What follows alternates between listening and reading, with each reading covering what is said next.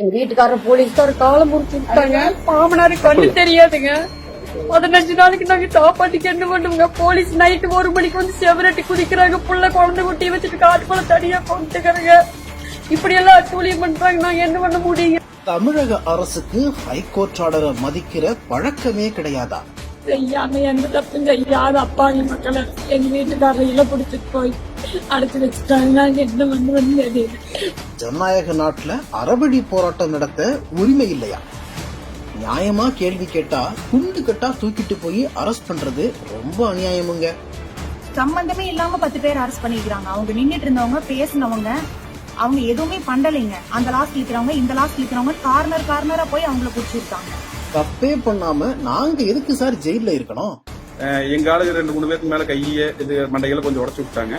எங்க வழக்க திருப்பறதுக்காக அவங்க 4 பேர் பொய்யா போய் ஹாஸ்பிட்டல்ல படுத்து கொந்தளிக்கும் கேள்விகளுடன் குமுறும் விவசாயிகள். என்னை கீழே தள்ளி போலீஸ்கார காலையில எட்டி வச்சு அந்த கோட்டுக்கிட்ட கொண்டுட்டு போனாங்க. கை பாருங்க இன்னும் தூக்க முடியல. போனாலும் அவட சீலையெல்லாம் கிழிச்சுட்டேன். இவ்வளவு கொடுமை பண்றாங்க. நாங்க என்ன, நாங்க எங்க ஊருக்கு குப்பை வேண்டாம், நாங்க விவசாயத்தை நம்பி பிழைக்கிறோம். சுத்தமான சுற்றுச்சூழலும் சுகாதாரமான வாழ்க்கை முறையும் நம்ம இந்திய அரசியலமைப்பு நமக்கு கொடுத்திருக்கிற அடிப்படை உரிமை. அறவழியில போராட்டம் நடத்த இந்த ஜனநாயக நாட்டுல எல்லாருக்கும் அனுமதி உண்டு. ஆனா தமிழகத்துல இது ரெண்டுமே மீறப்படுதுன்னு சமூக ஆர்வலர்கள் கொந்தளிக்கிறாங்க. சமீப காலமா நம்ம அடிக்கடி நியூஸ்ல கேக்குற ஒரு இடம் தான் திருப்பூர் சின்னக்காளிபாளையம். இங்க என்னதான் பிரச்சனைன்னு கேக்குறீங்களா? குப்பை தாங்க ஒரே பிரச்சனை. தமிழக அரசு அங்க இருக்கிற விவசாய நிலத்தை சுத்தி குப்பை கொட்ட முயற்சி பண்ணுது. ஆனா அப்படி செஞ்சா சுத்தி இருக்கிற 100கணக்கான ஏக்கர் விவசாயமும் அழிஞ்சு மண்ணோட மண்ணா போயிடும். அந்த பகுதி பசுமை அழகு கொஞ்சிற ஒரு விவசாய கிராமம். முக்கிய வாழ்வாதாரமே விவசாயம் தான். குறிப்பா அரசு குப்பை கொட்ட தேர்ந்தெடுத்திருக்க இடம் வழியா ஒரு கால்வாய் ஓடுது. விவசாய நிலங்களுக்கு இதுதான் முக்கிய நீர் ஆதாரம். அதுல குப்பை கொட்டினா வறட்சி வாட்டி வதச்சிடும். மாநகராட்சி குப்பை கொட்டணும்னு முடிவு பண்ணதுல இருந்து மக்கள் இதை எதிர்த்து போராடுறாங்க. ராப்பகலா போராட்டம் நடந்துச்சு. ஆரம்ப கட்டத்துல போலீசார் ராத்திரி நேரத்துல போராட்ட களத்துல இருந்த பேட்டரி, டார்ச்சைட் உள்ளிட்ட அடிப்படை பொருட்களை பறிமுதல் செஞ்சு அத்துமீறல ஈடுபட்டாங்க. அப்ப கூட மக்கள் 2 வீலர் ஹெட்லைட்டை ஆன் பண்ணி போராட்டம் நடத்தினாங்க. செத்தாலும் சாவோம், ஆனா குப்பை கொட்டி விவசாய நிலத்தை விட்டு கொடுக்க மாட்டோம்னு மக்கள் உறுதியா இருந்தாங்க. ஆயிரக்கணக்கான ஏக்கர் பூரா விவசாயம். நாங்க விவசாயத்தில் தான் எடுத்து எங்க குழந்தைகளை படிக்க வச்சு எங்க குழந்தைகள் எல்லாம் ஆழ்மையாக்குறது எல்லாம் எங்களுக்கு விவசாயம் தான், வேற ஒன்றும் இல்லை. விவசாயத்தை நம்பித்தான் எங்க வாழ்வாதாரமே. இப்படிப்பட்ட ஒரு ஊரில் நீங்க 5 ஏக்கராவது கொசரம் கொண்டுட்டு வந்து குப்பை கொட்டினால் எங்களுக்கு ஆயிரக்கணக்கான ஏக்கர் பாலடைஞ்சு போகும். இந்த காரணத்தை வச்சுதான் நாங்க குப்பை கொட்ட வேண்டாம்னு சொல்றோம். இந்த போராட்டத்துக்கு நடுவுல தமிழக அரசு ஹைகோர்ட்ல குப்பை கொட்டுறதுக்கு அனுமதி கேட்டு வழக்கு போட்டுச்சு. முறையா தரம் பிரிச்ச குப்பைய மட்டும்தான் அந்த பகுதியில கொட்டணும்னு ஹைகோர்ட் தெளிவா நிபந்தனைகளோட அனுமதி கொடுத்துச்சு. சரி, குப்பை கொட்டுறதான் நம்மளால தடுக்க முடியல. ஹைகோர்ட் அனுமதி கொடுத்துருச்சு. தமிழக அரசு அட்லீஸ்ட் குப்பைய தரம் பிரிக்கும்னு மக்கள் எதிர்பார்த்தாங்க. அப்பதான் மக்களுக்கு செம ஷாக்கான ஒரு விஷயம் தெரிய வந்தது. குப்பை கொட்டுறதுக்கு அனுமதி கொடுத்ததை மட்டும் எடுத்துக்கிட்ட தமிழக அரசு தரம் பிரிக்கிற நிபந்தனைய காத்துல பறக்க விட்டுருச்சு. நாங்க சட்டப்படிதான் பண்றோம்னு சொன்னாங்க. கோர்ட் ஆர்டரே வந்து வேல் பண்ணி தரம் பிரிச்சு குப்பையை கொண்டு வந்து கொட்டுங்கன்னு சொல்லியிருக்காங்க. நீங்க அந்த குப்பை தரம் பிரிச்சு வந்திருக்குதான் நீங்க அங்க செக் பண்ணீங்களா? நீங்க மட்டும் சட்டப்படி நடந்துக்கிறீங்களா? நீங்க ஒரு போலீஸ் ஆபீசரா இருந்து ஒரு மேயரா இருந்து கோர்ட்டை மதிக்காம இஷ்டத்துக்கு கொண்டு வந்து குப்பையை கொட்டிருக்கீங்க. அந்த பிராண்ட்குள்ள தரம் பிரிக்காத குப்பை தானே இருக்குது, அதைத்தானே நாங்க தடுத்தோம். நாங்களும் கோர்ட் ஆர்டர் தானே ஃபாலோ பண்றோம். தரம் பிரிச்சு குப்பையை கொண்டு வந்து கொட்டுன்னு தானே கோர்ட் ஆர்டர் சொல்லுச்சு அப்படின்னு சொல்லி கேட்டதுக்கு நீங்க பேசாதீங்க, ரூல்ஸா ஏதாவது கேட்டோம்னா நீங்க பேசாதீங்க, முதல்ல இவங்களை தூக்கிங்க அப்படின்னு சொல்லி 4 பேர் சேர்ந்து தூக்கிட்டே போய் வேன்குள்ள விட்டுட்டாங்க. நீங்க வெளியே வரக்கூடாதுன்னு வெளியே வரவிடாம வெளியே டோரையும் லாக் பண்ணிட்டாங்க. வெளியில இருக்கிறவங்களையும் அப்படிதான் பண்றாங்க. யாராவது கேட்டாங்க அப்படின்னா இதுதான் விஷயம் அப்படின்னு சொல்லி கேட்டாங்க அப்படின்னா யாராவது அவங்களுக்கு கேள்வி கேட்கிற மாதிரி இருந்தா உடனே அவங்கள தூக்கிட்டு வந்துடுறாங்க.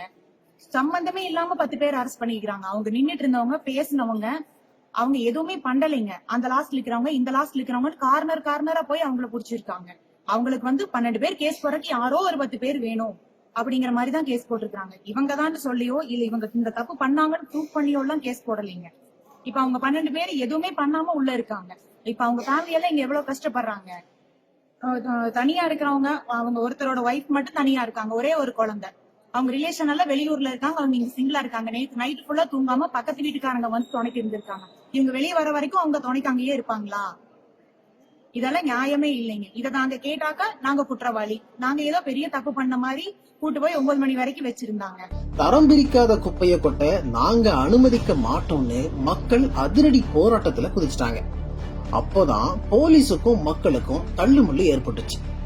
தங்களோட உரிமையை கேட்டு குரல் கொடுத்த விவசாயிகள் மேல போலீசார் கொடூர தாக்குதல் நடத்தினது கடும் அதிர்ச்சியை ஏற்படுத்துச்சு. சம்பவத்துல நிறைய பெண்களுக்கு கை, கால் மற்றும் தலையில பலத்த காயம். மறுநாள் போலீசார் அதிரடி ஆக்ஷன்ல இறங்கினாங்க. போராட்டம் நடத்தின 10 பேர் போலீசார தாக்கினதா விவசாயிகள் மேல சுமார் 8 பிரிவுக்கு கீழே வழக்கு போட்டாங்க. என்னடா இது அநியாயமா இருக்கு, அடி வாங்கினது நாங்க, ஆனா எங்க மேலேயே வழக்கு போடுறீங்களேன்னு மக்கள் மனம் உடைஞ்சிட்டாங்க. குப்பை கிடங்கு அமைக்கிற இடத்து பக்கத்துல தான் நம்ம தோட்டம். நான் விவசாயம் பண்ணிட்டு இருக்கிற படிச்சு முடிச்சு பட்டதாரிங்க. இப்ப நேத்து போலீஸ் எங்க ஊர் மக்கள் பொய்யான வழக்குல கைது பண்ணிக்கிறாங்க. இந்த மாதிரி யாருமோ நாங்கெல்லாம் அராஜகமோ போலீஸ் எல்லாம் யாரையும் அடிக்கவல்ல இல்ல. அவங்களா தள்ளுமுள்ளு பண்ணி இழுத்துட்டு அவங்களா ஆக்ஷன் பண்ணி நானே கண்கூட பார்த்தேன். அவங்களா உழுகுறாங்க. அவங்க போலீஸ் அவங்களே நானே பார்த்த ஒரு லேடி போலீஸ் அவங்களே தூக்கிட்டு கீழே படுக்க வச்சுட்டு ஒரு வீடியோ எடுத்துட்டு திரும்ப தூக்கிட்டு போய் அவங்களே கொண்டு போய் விடுறாங்க. முழுக்க நாங்களாம் அறவழியில தான் இந்த போராட்டம் நடத்தினோம். யாரையும் புண் பண்ற மாதிரியோ அதெல்லாம் ஒண்ணுமே பண்ணலீங்க. நாங்க குப்பை வரக்கூடாது, இங்க மண் கெட்டு போயிடும், நீர்வளம் கெட்டு போயிடும், அதுக்காக தான் மிகப்பெரிய முயற்சி எடுத்து அறவழியில போராட்டம் பண்ணோம். அதை போலீஸ் தான் தள்ளுமுள்ளு பண்ணி இழுத்து அரெஸ்ட் பண்றேன்னு சொல்லி போட்டு வண்டி விட்டு போட்டு இந்த மாதிரி பொய்யான வழக்கு பதிவு பண்ணி வச்சிருக்காங்க. எங்க ஆளுங்க 2-3 பேருக்கு மேல கைய மண்டைகளை கொஞ்சம் உடச்சு விட்டாங்க.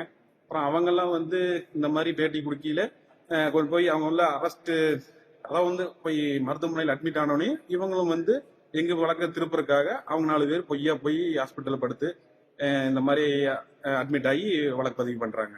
இது முழுக்க சதி வேலை நடந்திருக்குள்ள. திருப்பூர் மாநகராட்சி மேயர் குழந்தை மேலேயே சத்தியம் பண்ணி குப்பை வராத ஊருக்கு மன்னிப்பு கேட்டான்னு சொன்னாங்க.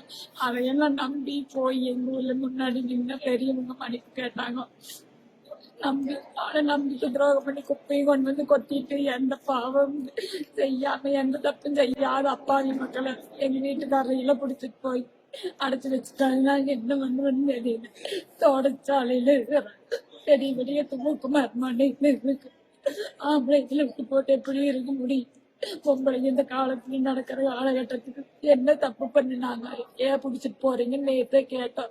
அதெல்லாம் உங்ககிட்ட சொல்ல முடியாதம்மா. நாங்க எதுக்காக கேஸ் போட்டுக்கிறீங்க, எதுக்கு அரெஸ்ட் பண்றீங்க எங்க வீட்டுக்காரர் மேலையும் கேட்டங்காட்டி அதெல்லாம் உங்ககிட்ட சொல்ல முடியாதம்மா அப்படின்னு சொல்லுவாங்க காவல்துறை. வீட்டுக்காரர் 24 வருஷம் ஆச்சு. நான் தான் குழந்தையெல்லாம் காப்பாத்திட்டு இருக்கிறேன். நேற்று ஆளுக்கு மேல தூக்கிட்டு போறாங்கன்னு சொல்லி அவங்களுக்கு குறுக்காட்டுக்கு போய் கை பிடிச்ச தூக்காதீங்கன்னு சொல்லி என்னை கீழே தள்ளி போலீஸ்கார காலையே எட்டி அந்த கோட்டுக்கிட்ட கொண்டுட்டு போனாங்க. கை பாருங்க இன்னும் தூக்க முடியல. போனாலும் அவட சீலையெல்லாம் கிழிச்சு விட்டுட்டாங்க. இவ்வளவு கொடுமை பண்றாங்க. நாங்க என்னன்னா நாங்க எங்க ஊருக்கு குப்பை வேண்டாம், நாங்க விவசாயத்தை நம்பி பிழைக்கிறோம். அது இளைய தலைமுறை பசங்க எல்லாம் படிச்சு போட்டு நாங்க வேலைக்கு போத நாங்க தோட்டம் பாக்குறோம் இருக்கிறாங்க. அவங்க நாங்கெல்லாம் காலகட்டம் கடந்துடுச்சு. அந்த இளம் விவசாய பசங்க எல்லாம் இனத்தை பண்ணுவாங்க. இப்படி பண்ணுனா எங்க வீட்டுக்காரர் போலீஸ்கார காலம் முறிச்சு விட்டாங்க. மாமனாரு கண்ணு தெரியாதுங்க. 15 நாளைக்கு நாங்க சாப்பாட்டுக்கு என்ன பண்ணுவோங்க? போலீஸ் நைட்டு 1 மணிக்கு செவரட்டி குதிக்கிறாங்க. புள்ள குழந்தை குட்டியை வச்சுட்டு காட்டுக்குள்ள தனியா கொண்டுக்கிறாங்க. இப்படி எல்லாம் அட்டூழியம் பண்றாங்க. நாங்க என்ன பண்ண முடியுங்க? பையன் காலேஜ் 15 நாள் லீவ் வருதுங்க. ரொம்ப அராஜகம் பண்றாங்க போலீஸுக்காரரு.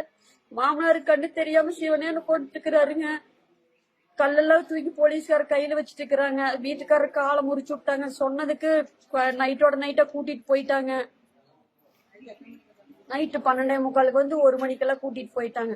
நாங்க காலையில விடுறோன்னு சொல்லியுமா அவங்க கேட்க மாட்டேன்ட்டாங்க. பம்பு கட்டாயமா கூட்டிட்டு போயிட்டாங்க. ஒரு கிளாஸ் காப்பி தண்ணி குடிக்கிறதுக்கு கூட விடலிங்க போலீஸ்காரரு. மக்கள் மீது போலீசார் நடத்தின அராஜகத்தை எதிர்த்து பாஜக முன்னாள் மாநில தலைவர் அண்ணாமலை ஆர்ப்பாட்டம் செஞ்சாரு. திருப்பூர் குமரன் சிலை கிட்ட அவரை தடுத்து நிறுத்தின போலீசார் அண்ணாமலை உள்ளிட்ட 100கணக்கான பாஜகவினரை ஸ்பாட்லயே அரெஸ்ட் பண்ணாங்க. வழக்கு போடப்பட்ட 10 பேரும் இப்ப ரிமாண்ட்ல இருக்காங்க. இந்த விடியாத ஆட்சியில அப்பாவி விவசாயிகளுக்கு சீக்கிரம் விடியல் கிடைக்கணும்னு சமூக ஆர்வலர்கள் கோரிக்கை வச்சிருக்காங்க.